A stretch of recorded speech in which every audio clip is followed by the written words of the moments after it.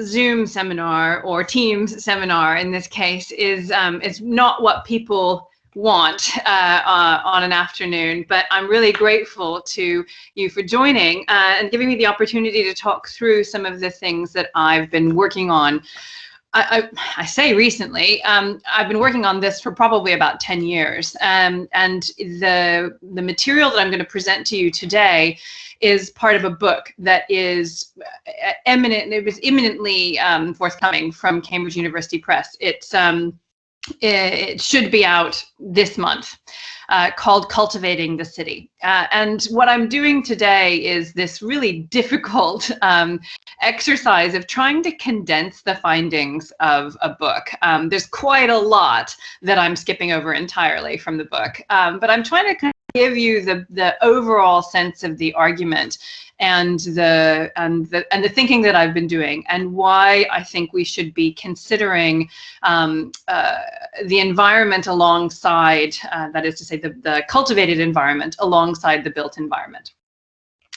So I'm going to speak to you today about urban landscapes in early medieval Italy, and to try and think about how the shapes of houses and the concept of household economy changed in late antiquity and the early Middle Ages.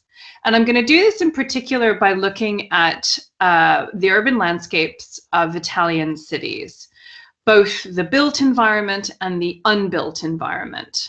That is, what was planted and where, what was left unbuilt and unpaved, in order to provide a new view of some of the major transformations that we all know about for the post-Roman world.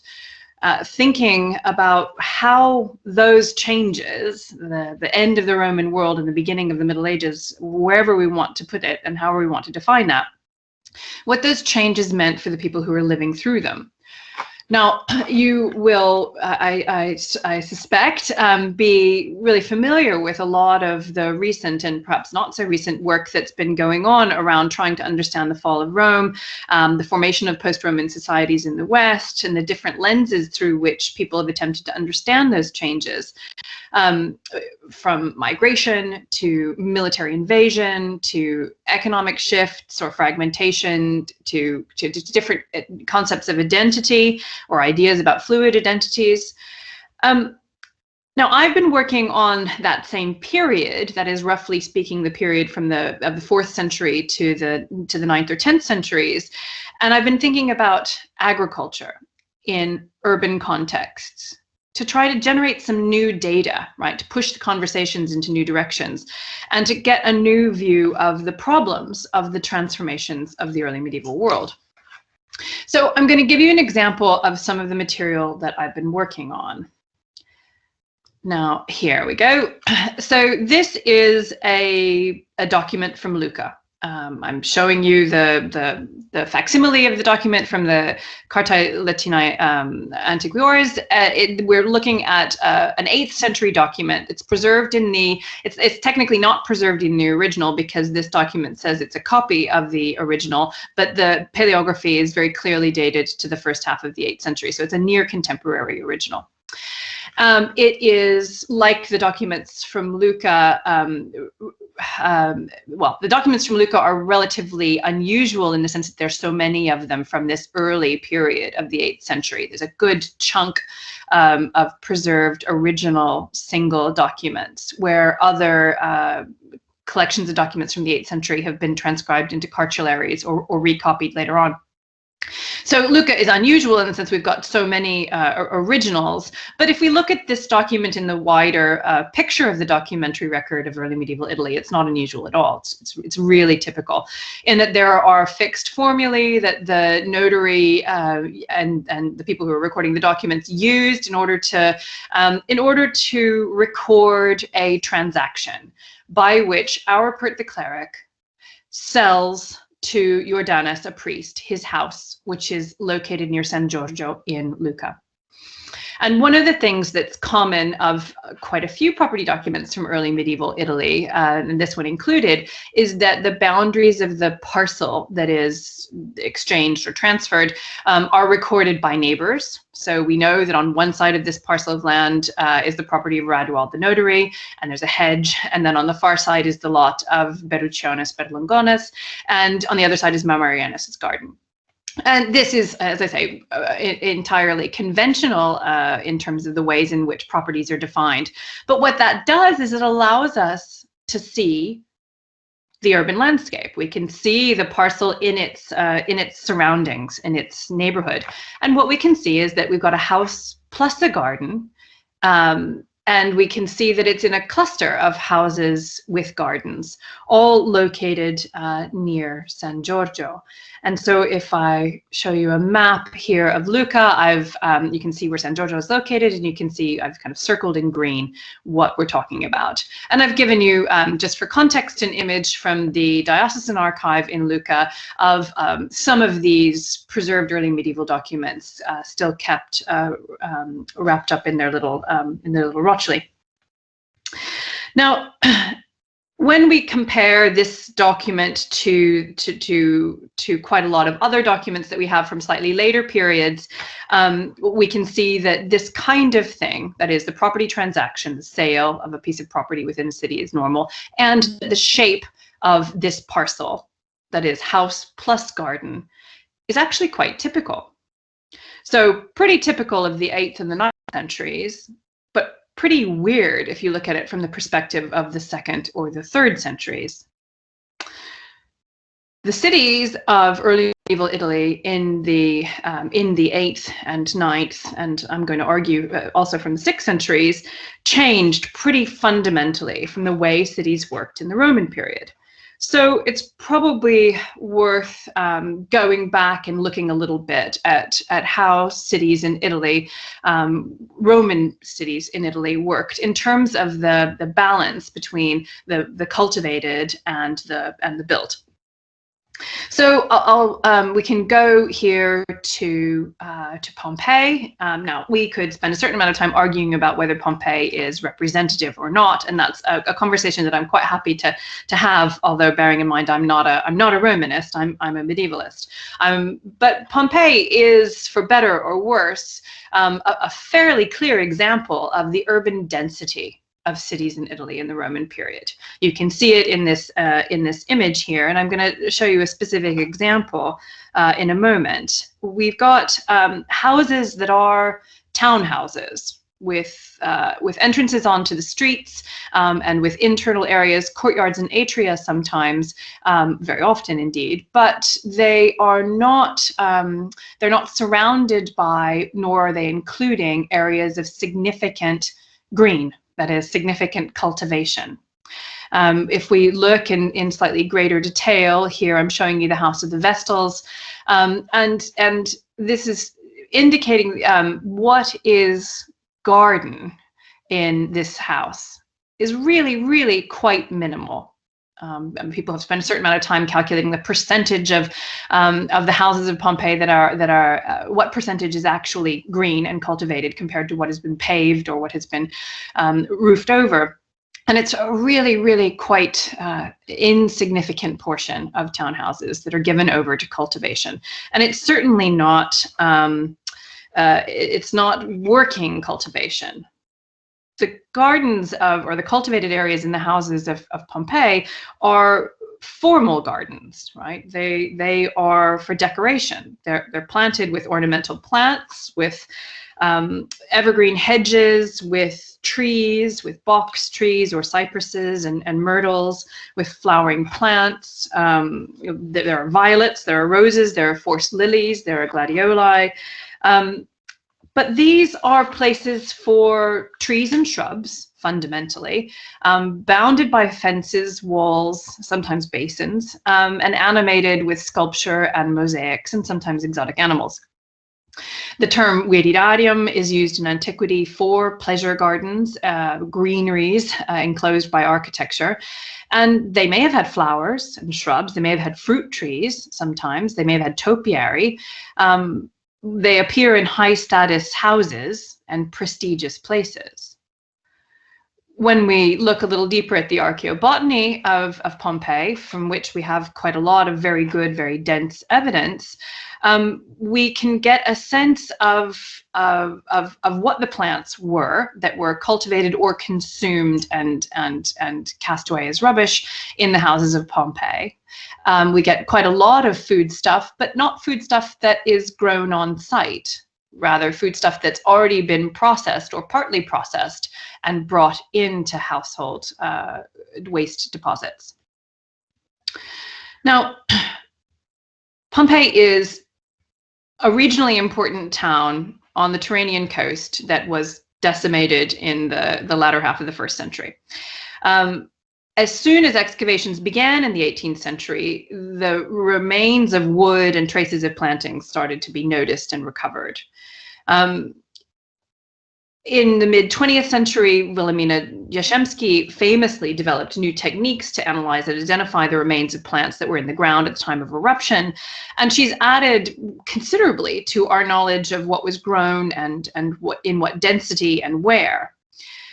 And her work, as well as work on the painted decorations of garden spaces in Pompeii and elsewhere, and this kind of archaeobotanical analysis, permit the reconstructions of the variety of plants that were cultivated in Pompeian gardens. And just to repeat myself, what we're talking about are ornamental gardens with deciduous and coniferous trees, with fruiting vines, and with flowering plants. So, the big picture that we have to come away from here is that cultivated spaces in these houses were not to produce foodstuffs for urban dwellers. They were backdrops for prestigious architecture. They were probably aesthetically pleasing, fragrant, perhaps healthful places to be. If we move to Ostia, we can see a different side of Roman Italy. Here we have the houses that were called by the excavators garden houses, as they were tenement buildings, so multi-family dwellings that were designed to face onto areas that were open to the sky, which were possibly cultivated. Here they're reconstructed as having gardens in them. These probably had shrines in them, they probably had fountains in them, and they were ornamental leafy spaces, but they were not meant for the production of food. They may not have been distinctly private nor distinctly public, but they fundamentally are providing a place for amenitas, a certain kind of pleasurable, cultivated leisure for aspiring Romans, not food. And indeed, if you're looking to find food in the Roman cities of Italy, you might very well go to the market or go to a food stall. We've got a pretty good sense of the way in which food, semi-processed food, or even raw ingredients from food were acquired in Roman cities. There were people selling made food hawkers walking up and down the streets. There were people like this vegetable vendor here from a funerary relief in Ostia from the 2nd century, selling vegetables and selling sausages and bread and other kinds of things. And so the whole ways in which people acquired food relied on urban density, relied on a very wide range of mercantile activities with a very wide range of different kinds of spaces. People didn't really grow their own in the houses of Pompeii.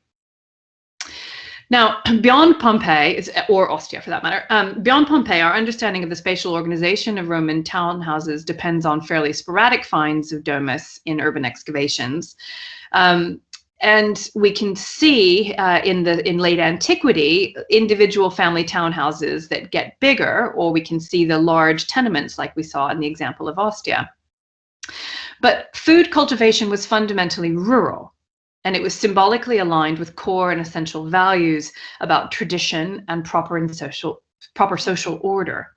Cities were places of civilization, of culture, of order, and educated leisure, as well as commercial exchange of lots of things, including food, as we've seen. Now, this is not to say that there weren't ornamental plantings in cities, and so I'm showing you here a reconstruction of the form of peace. Now, this is a very specific kind of pleasurable space, which was intended for a very specific kind of representation of the imperial project. Its expansion over numerous territories, its cultural values of classicizing art, and the normative message of the collection of trophies and statues, both those taken from the house of Nero and those taken from the recently subdued Judea, and put on display here in between fountains with roses, some decorative flowers. Now, there are also, of course, famously, horti at Rome. They're gardens, surely, but they are, by very definition, not productive gardens. They are outside the walls in the Republican period and on the margins of the city in late antiquity, as I think this map makes fairly clear.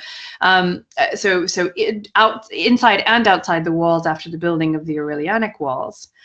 But the structured message of the value of ornamental horticulture and the distinctions between where people lived and where people did things in green spaces, those distinctions are maintained and preserved in late antiquity until we get to about the 5th century. So I'm going to show you here another artist's reconstruction of the form of peace, this time looking from the other direction, right? So I hope that makes clear that we're now coming at it, different artists and different vantage point. But all of those big basins with their roses next to them are gone, and they have been taken over and reused for small-scale dwellings and private houses. So there's no longer space in the city in the 5th and the 6th centuries for those kinds of displays and uses of urban space. We can see how this works in an individual context if we look here at a house that was excavated for the construction of the Stazione Termini in the first half of the 20th century. So we can't actually go back and revisit the excavation, but we have, Riccardo de Sant'Angelo Valenzani and Roberto Meneghini have gone back and looked at the excavation notes and reconstructed from the excavation notes a really quite interesting story about the late life of this townhouse. So what they've been able to tell us is that in the 5th and or 6th centuries, part of this domus in the Piazza del Cinquecento were backfilled. And I've marked in brown the areas that they have determined to have been backfilled at that point in late antiquity. And part of the domus continued to be living quarters for another century or so. So there were internal little walls built up against that backfill, and so the ground level was significantly raised. And this was an area that was left unbuilt, sort of backfilled and filled with rubble and construction materials, and also soil, and left unbuilt. So this pattern of a large domus that is partly abandoned and partly continued for living use, is very, very typical of major cities across Italy. We can see several other examples of it from Rome. We can see examples of it in Brescia, in Milan, in Ravenna, etc. But what hasn't really been, I think, sufficiently investigated is what happens in this area. We say that it's been abandoned, but is there not the possibility that something else is going on? And so by lining up a number of examples, both from the textual record and from the archaeological record, I think that we can start to think about this being the place where that configuration of a townhouse as being built and unbuilt, that is, a house with a garden or a house with a lot around it, we can see it starting to emerge here in the 5th and 6th centuries. So I'll give you an example from the textual record. Now, we don't really have very many property documents, the kind of which I showed you from Lucca from the 8th century, from the 6th century. We've got a couple from the 7th century in papyrus from Ravenna, but not so many. But what we do have are other kinds of textual records. So we've got a series of letters from Gregory the Great, so he's writing at the very end of the 6th century, describing his solutions to property problems in the city of Rome, and in Palermo and in Naples. And a number of those letters speak to what he thinks ought to be done with houses that have been given to, in this case, the Church of the City of Rome. And he describes the conversion of a house that a patrician lady campana is known to have once lived in, and which presumably was given to the Church of Rome, to a convent under Abbess Flora, with right of possession for her indubitable ownership. And he describes this as a house with a garden, and a number of other things. So there's lodgings, there's a doorway that's included within this. Sometimes we get really quite detailed descriptions of the parcels of property that Gregory is tasked with dealing with. And he explains that what he's doing is he's providing for a religious community, so that the occurrence of some hardship neither makes them inactive nor undermines the strength of their holy way of life. So he considers for this community of nuns, and I should stress 3 others in the city of Rome, the importance of giving them a dedicated space, right? And it's not just a dedicated space, it's a dedicated space with a garden attached to it. And he does this so that they can,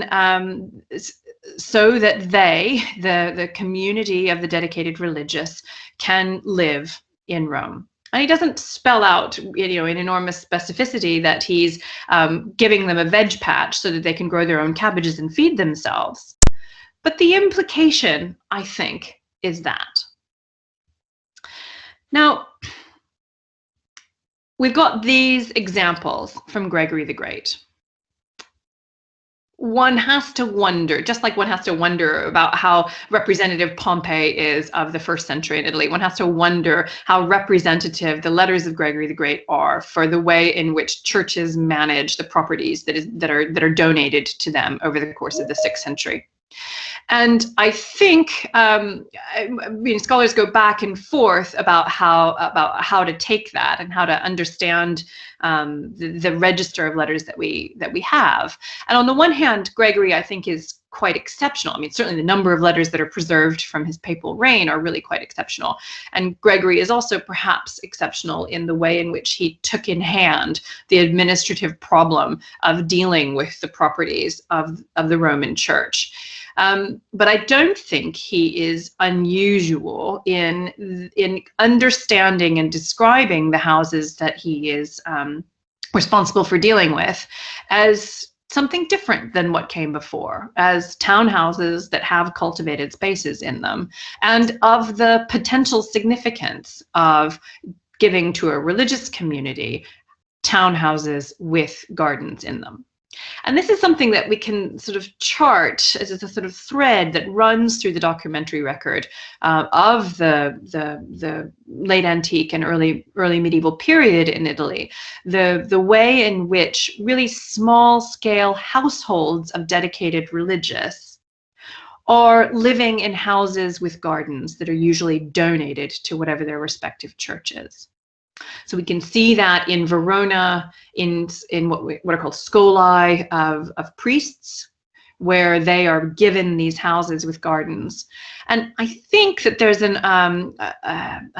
motivation here in terms of creating an opportunity for a certain degree of self-sufficiency for for religious communities, and a certain sense of household management and administration on the part of religious leadership in the cities of early medieval Italy.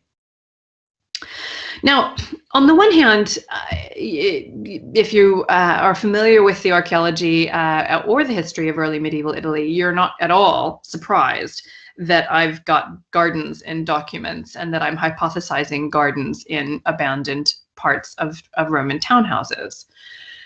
This is a slide from Brian Ward Perkins' funny, really funny article. I think it's great to set for undergraduate students because it's kind of chirpy and witty in the way that Brian can do so well. This chart summarizes a debate that ran from the very late 80s, but certainly all the way through the 90s and a little bit beyond, about the nature of Italian cities in the early Middle Ages, and a debate about how we should best understand the ways in which people used cities and whether that constituted a rupture with the ancient past or continuity with antiquity. And dark earth, which is a term that warrants some explanation, and I'll do that in a moment, that dark earth and urban cultivation are one or two of the lines of argument in this debate, where some have argued that the cities of Italy witnessed a descent into rurality, ascesa in ruralità, in the Italian literature on the topic. So a descent away from the great civilizing towns and cities of Roman Italy, and that the presence of cultivated spaces is a barometer of just how far the Middle Ages had gone from antiquity. Now, coming from the British perspective, and Brian Ward Perkins really wanted to juxtapose the Italian perspective against the British perspective, and the archaeological perspective against the historian's perspective. And coming from the British perspective, the thing we have in mind is the dig for victory and wartime campaigns of the 20th century, of providing food under difficult circumstances, and part of the urban landscape being given over either by legislation or by collective motivation to cultivation. And so here where you can see the ad campaigns that were put out by the British government about growing your own food, and you can see people deliberately taking over urban spaces. Here's a great photo of people digging a bomb site and turning it into an allotment in 1942. Now, this is something that in the British perspective is, I think, generally seen as a fairly positive movement, but one that happened under extreme duress of wartime. And so when the value of land, so after wartime, when the value of land,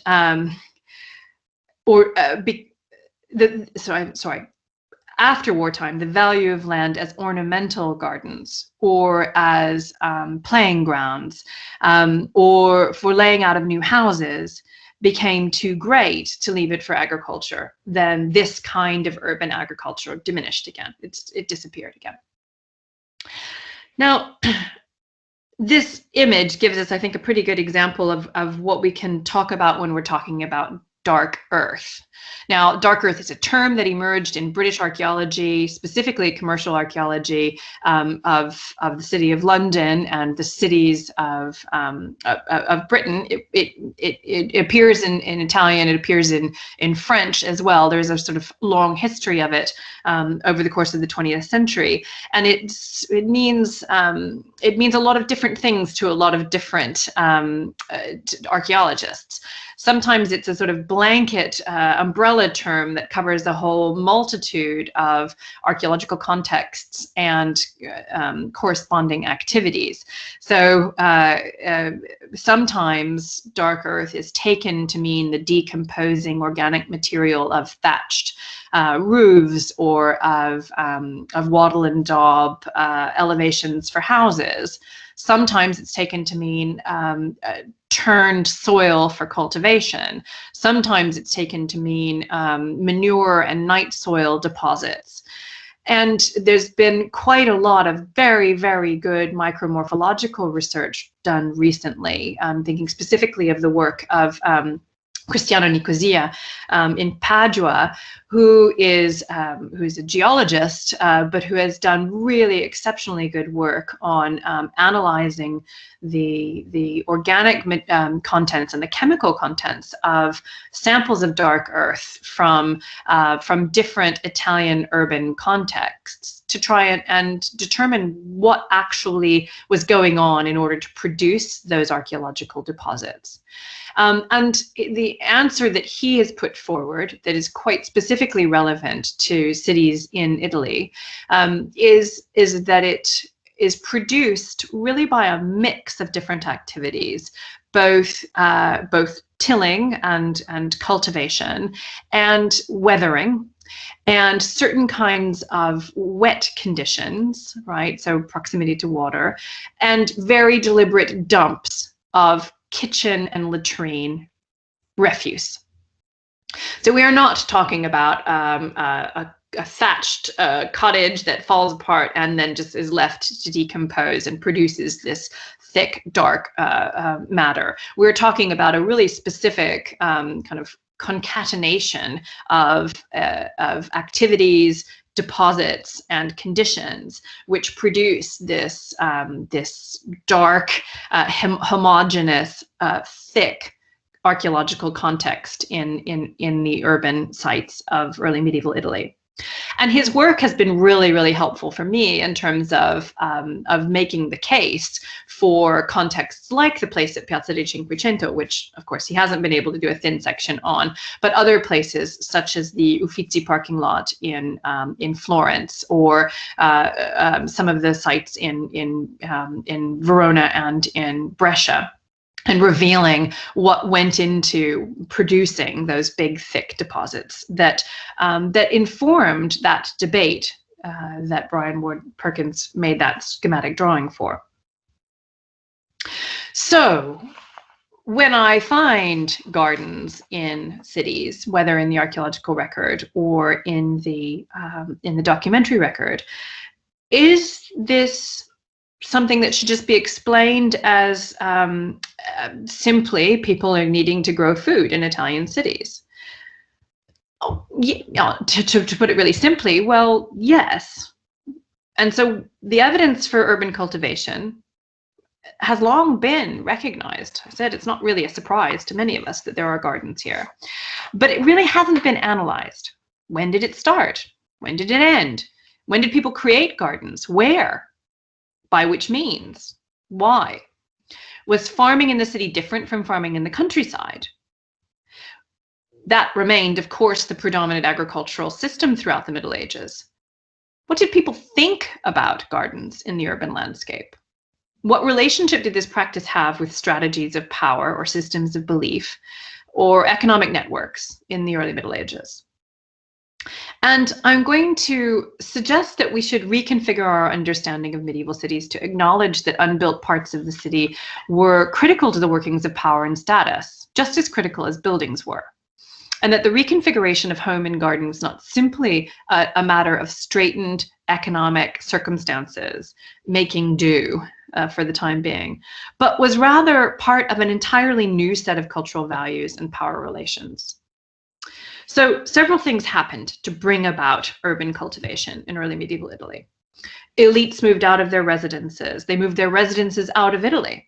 From Constantine, it was no longer necessary to have a townhouse for the senatorial elite in Rome. From Alaric's sack of Rome in 410, it was surely no longer desirable to do so. And that drained money away from Rome as well as other Italian centers. I mean, it's worth remembering that the sack of Rome is one episode in a long period of war in the 5th century that threatened and at times destroyed all of the carefully built, not all, many of the carefully built estates, luxurious residential buildings, and hectares of wheat fields, of orchards of grapevines and vegetable gardens in Italy.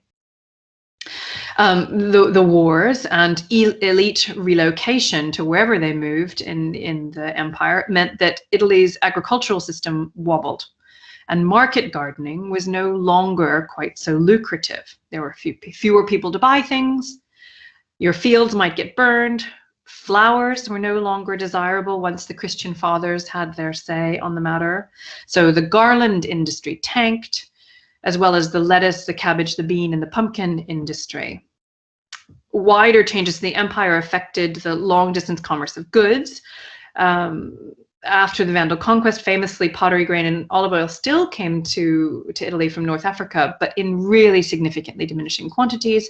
And then after the Arab conquest, not at all. Cities in Italy themselves were depopulated, whether by migration or disease or hunger, and or a combination of all of the above, and that left areas within the city walls uninhabited. But if we look really closely at this dehabitation, or the disabitato, as Richard Krauthammer called it many, many years ago, it's not like the whole of, I'll use London examples here, Knightsbridge or Primrose Hill were totally empty, but rather that townhouses and insulae were scaled down, parts of them were walled up or backfilled to leave smaller residences, as we saw in the case of the Piazza di Cinquecento. And that example, as I said, can be multiplied at Milan, at Brescia, at Naples, and elsewhere through the first half of through the middle of the first millennium. So let's look again at how this works. Here I'm showing you an example from Rome from the 10th century. This is a document from Santa Maria Nova, which is the monastery that's on the Roman Forum, describing a contract around, and I've just sort of excerpted the bits of the document that are relevant to us here, describing a house. So it's a two-storied house with roof tiles. The whole thing with lower and upper floor up to its roof, with a small courtyard and a pergola, a marble staircase in front of it, and a garden behind it in which there are olive trees or other fruiting trees, with an entrance and exit and all that pertains to it. And it's in the temple that's called the Romuleum, which is the temple of Venus and Rome. Between the boundaries on one side of, just like in the example from Luca here, we've got a house of Romanus on the one side and the house of Franco and Sergio brothers, and the garden of the heirs of Calipetris on the other. And then on another, we've got another side is the garden of Constantinus, sorry, that's a typo, of Constantinus the priest and his associates, and on the third side, the garden of Anna. Now, here's what we're talking about. This is the Temple of Venus in Rome on the Roman Forum in this Google Map view. And so what we're talking about are people who are building houses and gardens on this elevated platform of the imperial period temple. And we can see that it's not just clerics who are occupying houses that have gardens or dedicated religious. We've got new neighborhoods, communities of artisans. There's a bronze worker and there's a smith here who are living together, cultivating together in the ruins of the ancient city. This property was rented from the Church of Santa Maria Nova, so just down right there. And the cultivated space that we can see here is a community that's related to its church. I'm not going to say parish church because that would be anachronistic for this moment in time. But we've got a community that's got a long-term agreement, and individuals that have very direct agreements in terms of rental contracts with the church and its monastery. What did they grow? Well, if we stick with the example from Rome, we can look at where we've got some archaeobotany. I have to say that we have a big gaping hole where we'd like to see some good archaeobotany from late antiquity and early medieval Rome. We've got good archaeobotany from other places, but from Rome, we're really limited. One place that we do have good work is here from the Forum of Caesar, where we have a really quite interesting story. The pavers of the Forum of Caesar were removed in the late 8th century, and little trenches were cut in the earth underneath the pavement. And so here's the early 9th century phase here with those little trenches. And the garden was, or this area was planted with cabbages, with lettuces, with white mustard, mint, aniseed. I mean, it's worth pointing out that there's a real issue in the archaeobotanical record of finding seeds from annuals, which are the kind of things that you would put in an allotment, because you usually get rid of those or harvest those before they go to seed. New earth was brought in to raise the ground level of this area in the mid-9th century, and a new planting was put in, this with perennials, so vineyards and fruiting trees. So we've got cherries, yellow plums, hazelnuts, and fig trees going alongside the vineyards. Among the grapevines, there probably were kitchen vegetables. Coriander has come up in this phase, and it's not difficult to imagine other greens. The excavators hypothesized about the scale of production possible in these mixed fields, noting that it was larger than most of what appears in the documentary record when we get dimensions. So the area excavated was about 1,000 square meters. If the cultivated area included the whole of the former Forum of Caesar, that would have been about 2,000 to 2,500 square meters. I don't think in football fields, so it's quite difficult to hypothesize about exactly what that is. I certainly know that the front lawn of King's College is about 2,000 square meters, so that helps me. It probably doesn't help you sitting in Leicester, but we're talking about a pretty sizable space. Right? We're not talking about enormous fields of grain or enormous industrial scales of wine production, but we are talking about something that's for a rather large household. It's not for market scale. It's not for onward sale. The scale is never very large in any of these gardens. The excavators hypothesized that the vineyard, if that whole area of the Forum of Caesar were planted as, for the whole of the area that was planted as vineyard, that would produce about 250 liters of wine per annum. So that's enough for a household. That's not enough for King's College, I can assure you.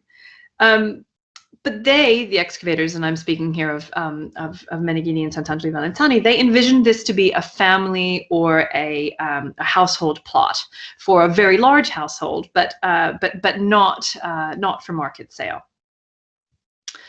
Now, this whole system of household gardens ends in about the 11th century.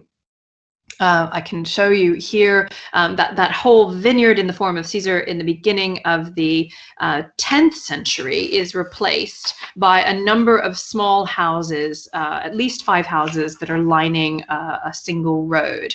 And they're much smaller scale houses. We're not talking about houses of enormous prestige here. And so what we maybe imagine is that property speculation meant that the rental prices of these little houses would have been greater than the need for producing wine. But that fits into a much wider issue, right? Which is that market scale production starts to pick up again in the 10th and the 11th centuries.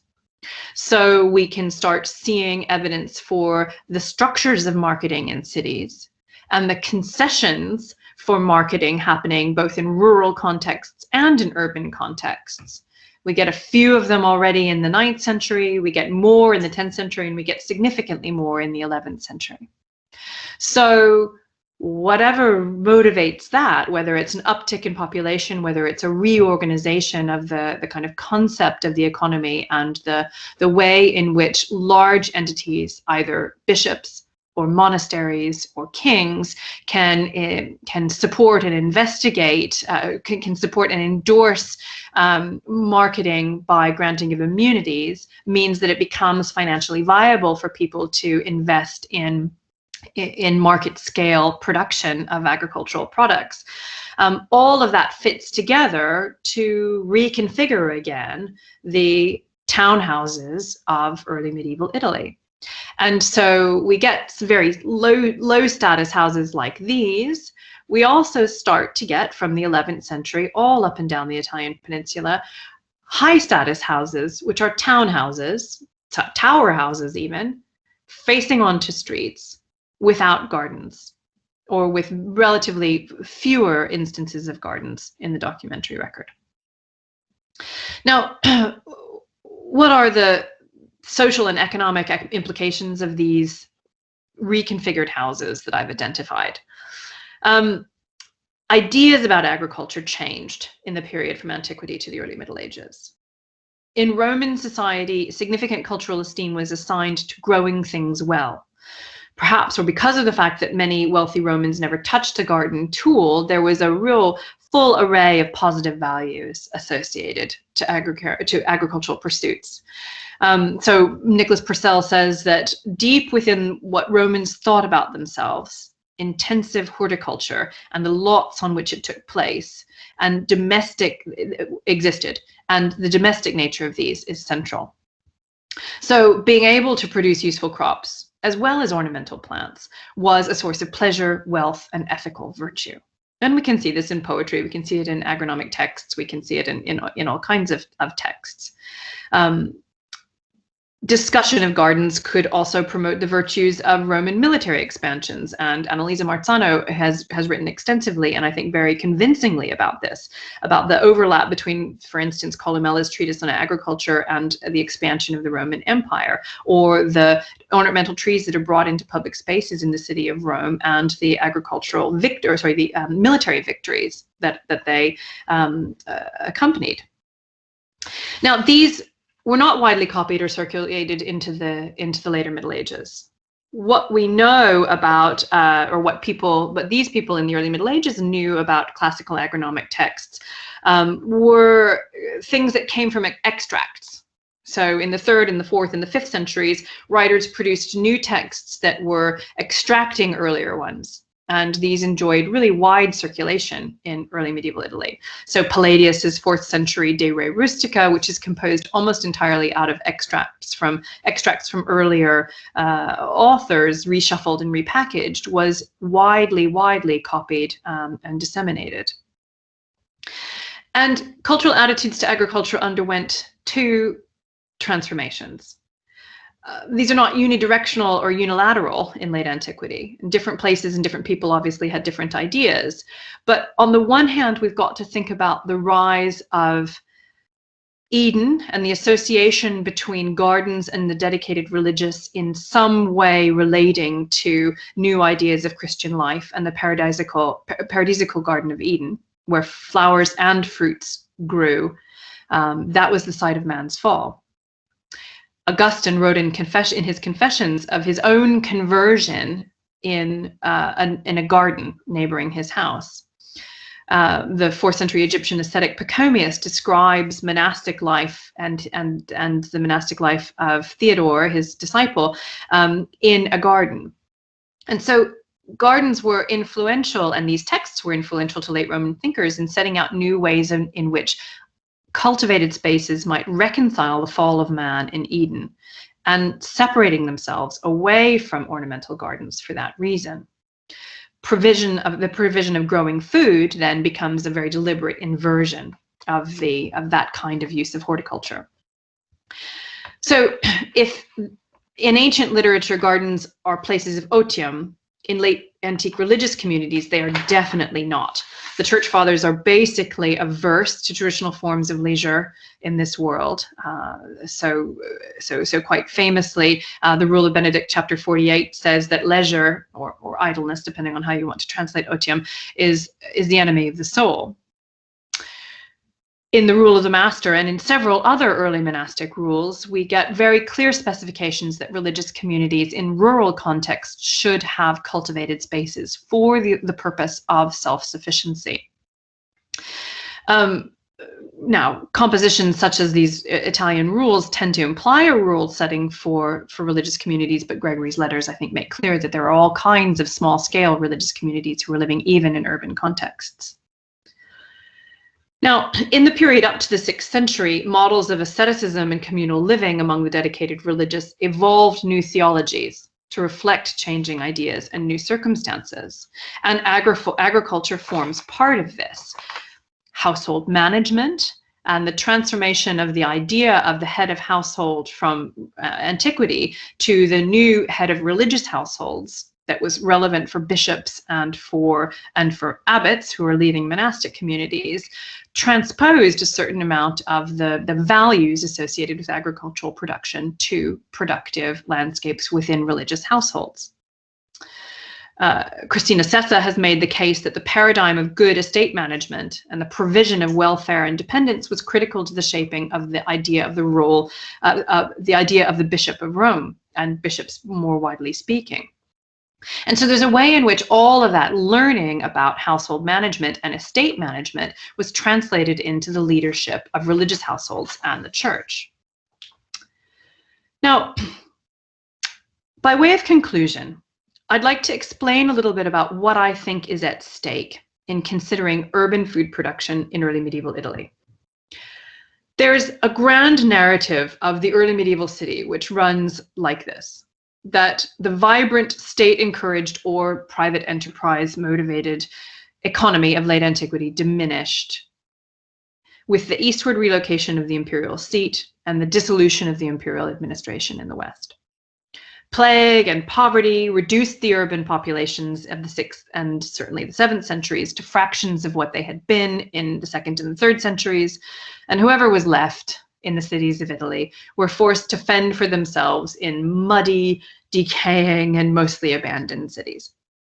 The population uptick in the 10th century, the territorial reorganization at the end of Carolingian rule, and the rise of communes in the 11th century permits the reorganization of a clear divide between urban mercantile civilization and rural agriculture. As with any grand narrative, there are aspects of this story which are farcical, and there are aspects which are demonstrably true. But what I want to make clear is that this narrative promotes the development of urban gardening in the cities of Italy as a subsistence level reflex, rather than a deliberate and organized shift in production. And I think these transformations are not simply a collapse into poverty or squalor. I think they're specific and deliberate shifts that are made according to and promoting new values and responding to new realities. So I think we can begin to see the way in which the urban landscape of medieval Italy changed. It became greener, just as the food on the table in Italy became decidedly more local. The means by which people fed their families changed, and so the relationships between one's townhouse and one's relatives and one's access to cultivated spaces changed too. People's views on horticulture and households also changed as part of this, towards a world in which practical agricultural knowledge was transmitted, often within the context of religious houses. The nature of domestic space was no longer one in which leisure entailed dining on food that had been brought from a villa, or admiring classical statuary or myrtles or roses. People may have enjoyed their dinners. People probably still enjoyed looking at flowers. But the structural apparatus of that kind of behavior no longer existed. Instead, cultural value and social value was found in having cultivated spaces, and presumably in working them productively and efficiently, in making food for the household and exchanging it between households. Productive spaces were tools for building social relationships in terms of obligation and prestige. They were also key for storing up assets in heaven by putting these resources in the hands of religious communities. And through the transformations of late antiquity and the early Middle Ages, urban living took on new forms. Urban horticulture is a key part of that. Thank you.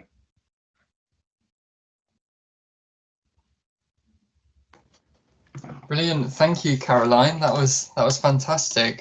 Really lovely to sort of enter the world of early medieval Italy for a time, and really appreciated how well illustrated your presentation was. I wanted to open up to questions. People can feel free to pop them in the chat and I can read them out, or if people want to raise their hands and unmute themselves, they can do it that way as well. I did have a question myself while people are thinking of some. This kind of came through your presentation, but I kind of wanted to hear more about your thoughts on what this shows us about potentially differences between Roman and medieval relationships with the natural world, or perceptions of the natural world. Sorry, in which context? I guess in a sort of general sense, I wondered if you had any thoughts on how sort of the reshaping of the landscape in relation to changing kind of agricultural practices, if that, you know, if that reflects for you any shifts in sort of how the natural world was perceived, I guess. Well, I mean, I spend a certain amount of time trying to put Christianity off to one side when I think about the early Middle Ages, but it is indubitably part of this story. And the sort of understanding of the creation of the world under a Christian or within a Christian framework, I think does play a part in terms of understanding about what one is supposed to do with the natural world. And for I think people living in early medieval Italy, there's an intersection between inherited ideas about management of agriculture and the effective and the efficient extraction of the fruits of the earth, and the sort of Christian ideas about nature and the earth as something that's essentially been made to punish man because of the fall in Eden. Right, thorns and thistles are what you will have now, rather than the Eden that you've lost. So there is, I think, there's a little bit of tension there, and that's particularly relevant for people who are living in early medieval Italy, anywhere in that's an inherited place of the Roman Empire, but I think very, very relevant in terms of medieval Italy. I think that the bigger transformation happens in terms of changing ideas about what cities are, and about what about how society in its ideal, most civilized form should exist, and certainly the very, very long ideas about cities. And the value, the importance, the esteem that urban civilization takes in the Roman world, that lingers on into the early Middle Ages in a very, very significant way. It now, from the 6th century, from the 5th and 6th century, includes cultivated spaces in a way that I don't think it really did for 500 years prior. Does that answer your question? Yeah, no, that's great. That's really interesting. Thank you. Oh yeah, I can see Brandon's got his hand up. If you want to unmute yourself, Brandon. Yeah, hi. Thank you for that, Caroline. I really enjoyed your kind of cross of the archaeological and historical evidence. It was really interesting. A question I have is, what can you tell from the evidence is the difference, if there is any, between the kind of cultivation agriculture happening inside the cities and the cultivation agriculture happening in the, I don't know, the countryside, the ruralia, whatever? Yeah. Thank you for that. That's a very, very relevant question, and I really don't want to imply that everyone got all of their food from their garden in the back of their house, because that's not true. Nobody's growing wheat in cities. And wheat or grain remains the sort of principal foodstuff for the majority of people. There are really significant changes to whatever we want to call it, cereal culture, the cultivation of cereals in late antiquity and the early Middle Ages, such that the kind of monoculture of large estates absolutely disappears, and what we get are people growing a whole wide range of different cereals and legumes for food. And we can see this in Italy, we can see this elsewhere, but we can certainly see this in Italy, and that is all happening outside of cities. So people are definitely still cultivating huge fields outside of cities, and sometimes people are living in little villages and working those farms. The picture that I'm, well, I mean, this kind of goes back to Andy's question. What I'm really interested in here is cities, and really interested in the way in which the cultivated changes in cultivation point at changes in ideas about cities. And so rural cultivation certainly existed. It doesn't exist unchanged, but it certainly continues to exist. And grain cultivation in the sort of hinterlands of cities certainly still is very carefully monitored and managed mostly by people living in cities, because that's the way people organize themselves in Italy. But it's certainly still going on. Do people grow cabbages outside the cities? Absolutely. I mean, the fundamental difference, though, is that there's sort of very large scale and low maintenance crops are not grown in cities. We get some olive groves. You certainly get some vineyards in cities, but you never really get terrai, which is the word that's usually used in the documents to refer to agricultural fields in cities. And you very rarely get people who are actually growing wheat crops or grain crops in cities. Brilliant. We've got a couple of other hands up. So I think the first one was Professor Mark Williams. Hello, Caroline. I found that talk fascinating, and I hope you'll forgive this question from a geologist. I'm not an archaeologist, but I'm really interested in the kind of sustainability of cities. And a couple of things that struck me is when you talk about these changes between late antiquity and the early medieval period, is this new system of cultivation, is it sustainable? Does it support people's livelihoods in the way that the system did before? And did these changes in the landscape actually, is there any evidence that in fact that allowed some parts of the landscape to rewild? So was it a better relationship for nature more broadly, for example? Thank you for that question. It's an excellent one, and it's a little bit difficult for me to answer because quality of life questions are really, really difficult in my period. I think maybe in the past, more broadly speaking, that's true. But because it's very difficult to quantify, the breadbasket of household economic productions or needs, people have tried, but it is a real struggle. How would we know whether quality of life is better or worse? Well, I mean, we could get our skeletal archaeological hats on and look at conditions of people's nutrition, but that's such a problematic way of comparing quality of life that I really struggled to answer that part of your question. Is it sustainable? Now that's an interesting question. So rewilding definitely happens. That's absolutely the case.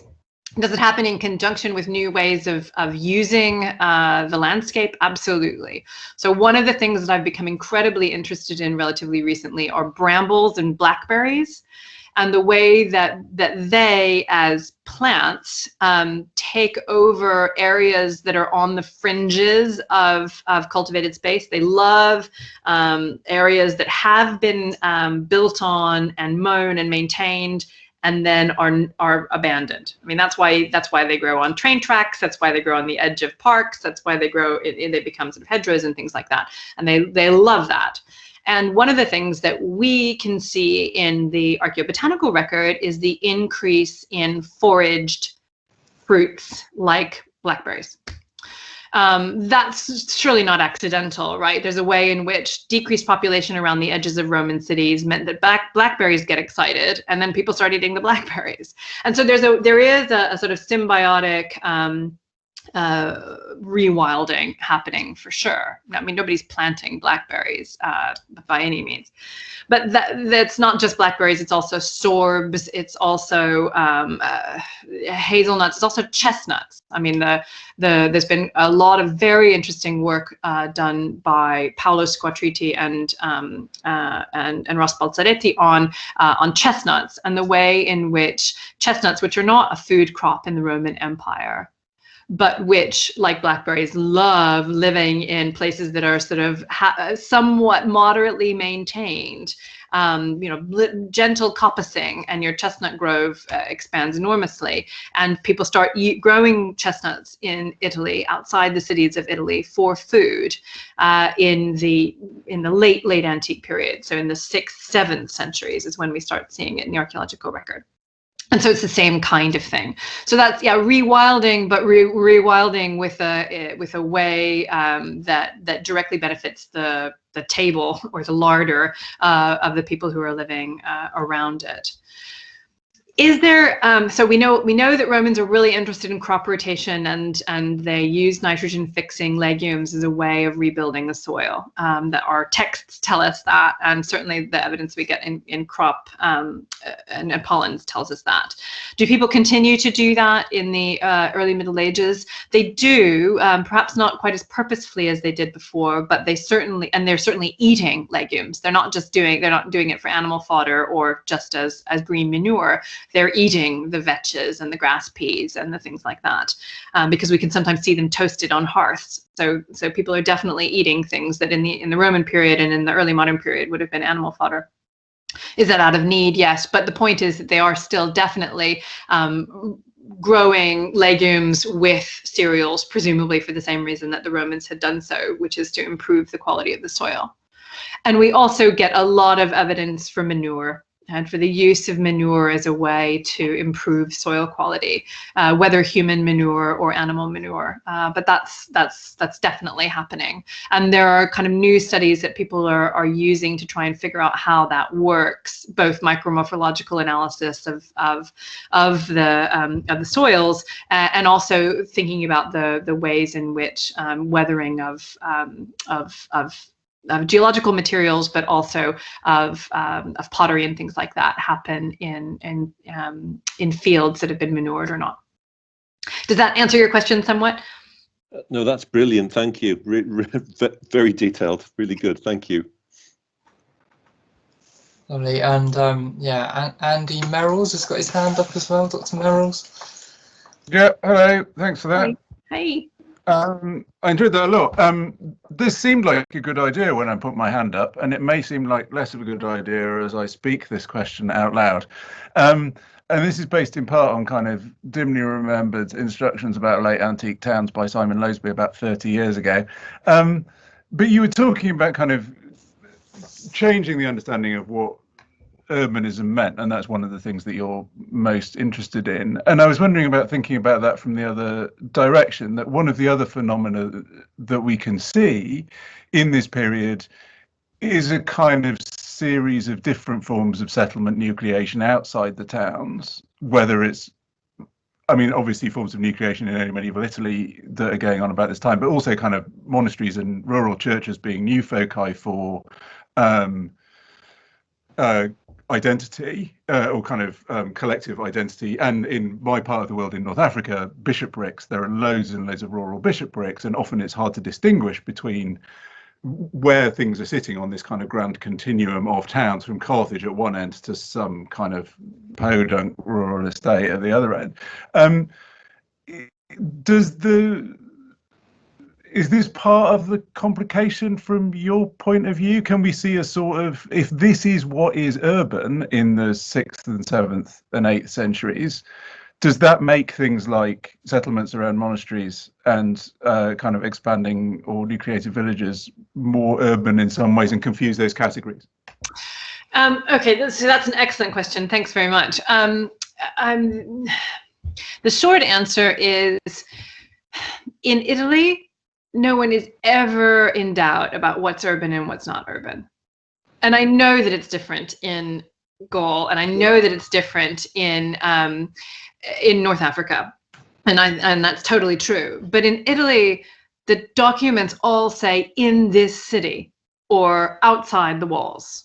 I mean, you know, so for this book, I've looked at, I don't know, hundreds of documents, and there are probably 12 cases in which I find a garden and I can't tell whether it's in a hamlet outside the city or a suburban field outside the city or an actual or inside the city. Like, you know, so it's a minuscule percentage of the documents that are produced in this period that are vague about whether or not you're talking about something that's immediately within the city walls and urban, or immediately suburban and peri-urban, or, you know, in the middle of the countryside. And I did a little thought experiment around this, which it forms part of the book, from the documents from Naples, and there, I mean, you know, Naples is a really small geographic center, right? There's a little basin that's surrounded by these big hills, and like modern Naples is this massive conurbation that spreads out. Roman Naples had these neatly defined walls that are reasserted in late antiquity, and if you look at the whole documentary record of 10th century Naples, which is about 350 documents, you can see that there are things that are in the city, and then there are things which pertain to the city because they're being handled by monasteries which are based in cities, but that are semi-urban, and then there are things that are like not urban, very far away. So there is a continuum. There's definitely a continuum, but the continuum concentrates around the urban context of the Roman cities. There are some new cities, right? Ferrara is a new city of the 7th century, and it functions in this way almost identically to the way in which Pavia or Brescia or Ravenna or Milan functions in this period, right? So although it's created entirely anew, it nonetheless maintains these really clear distinctions between what's in the city and what's outside the city, and the kinds of things that are grown in the city and the way in which cultivation happens in the city is particular, and houses follow this particular format, and outside the city things are different. So for the people who were living in early medieval Italy, that distinction was totally obvious and and therefore also meaningful, right? They very purposely preserved that distinction in the documentary record. Less so for elsewhere. Thanks. Gosh, it's really weird not being able to see people. I know, it makes it so complicated, doesn't it? Yeah. I don't know if anybody has any more questions at all. I've just tried to put the flyer for your book in the chat, but I don't know if it's working. Having difficulties with this today, I think. Well, I can see it, and I am happy to circulate that. I don't know if it's meaningful or not. I feel like a real jerk for putting a discount on what is a fairly expensive book, and I apologize for that. But it is what it is, and if anyone's interested in it, then at least, for the love of God, get it with a discount, please. Brilliant, thank you. I don't think anyone's got their hand up or anything, so maybe if we leave it there. Okay. Super. Thank you. Oh, there you go. Oh, would I provide the reference to the Purcell article? Yes. Hi. Do you want me to just email it to you? Oh, also Martano. Yes. Why don't Liz? Shall I just email those to you? Is that okay? Or does everyone want me to dig out the footnotes now? So I can do it. I can actually do that. Here, if I just type, okay, Purcell, the Roman garden as a domestic building, and my quote is from 122, and Annalisa Marzano, Roman gardens. You're gonna think that if you just because I've got short form footnotes, I don't have the full citations here, but I suspect if you just Google those, then you'll be able to get to them. Does that work? Super. Brilliant. Well, yeah, thank you very much again, Caroline. That was brilliant, and I'm glad that you finally managed to have your seminar after all of the disruption and everything. So well, thanks for bearing with me. Yeah, it was worth the wait. So yeah, thank you very much. Super. Okay. All right. Thanks very much for having me. Thank you. Take care. Bye.